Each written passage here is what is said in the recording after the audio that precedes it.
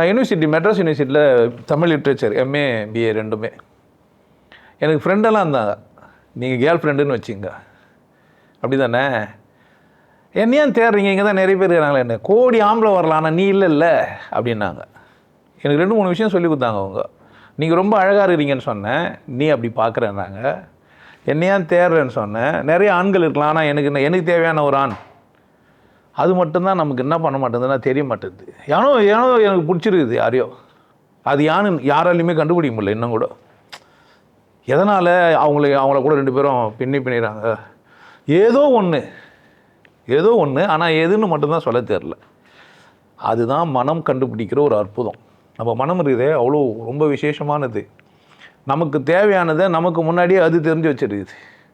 எது? மனம் தெரிஞ்சு வச்சிருக்குது. நம்ம யாரை மட்டும் மதிக்கிறது இல்லைன்னா நம்மளை மட்டும்தான் மதிக்கிறது இல்லை. பிரச்சனை எங்கடான்னா, இந்த சமூகத்தில் சொல்லி தருவாங்க அழகுன்னா இப்படி இருப்பா, உயரமாக இருப்பா, ஒல்லியாக இருப்பா, ஏதோ ஒன்று ஒட்டகத்தை கட்டிக்கோ கட்டியாக ஒட்டி, இது மாதிரிலாம் பல பாட்டுங்கள்லாம் நம்ம கேட்டு இப்போ ஒட்டகத்தை தேர்ந்து வைப்போம். புரியுதா என்ன சொல்கிறேன்ட்டு? எதனாலன்னு கேட்டால் மனம் சொல்லும் இது உனக்கானது இல்லைன்னே, ஆனால் உள்ள ஒரு பெரிய போராட்டம் நடக்கும்.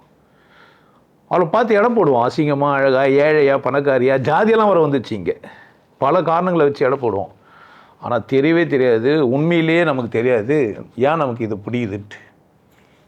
நீங்கள் எப்போனா யோசிச்சிங்களா என்னென்னலாம் தெரியாது, உங்களுக்கு தெரியாது. உங்களை தாண்டி இது நடக்குது.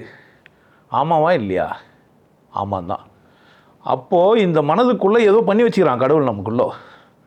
நம்ம சாவணுன்னா தூக்கு மாட்டுறது பிடிக்குது, தூக்கு மாத்திரையெல்லாம் வாங்கி போட்டுக்க பிடிக்குது. ஏன் பிடிக்குதுன்னு அவனுக்கு எல்லாம் அடுத்த வினாடி போய் கேட்டு வேறு ஆளாகிட்டு இருப்பான். அன்றைக்கி நிறைய சூசைட் அட்டன் பண்ணலாம் போய் கேட்டு பாருங்கள் என்ன அன்றைக்கி அவங்களுக்கு அப்படி தோணியிருக்கோம்.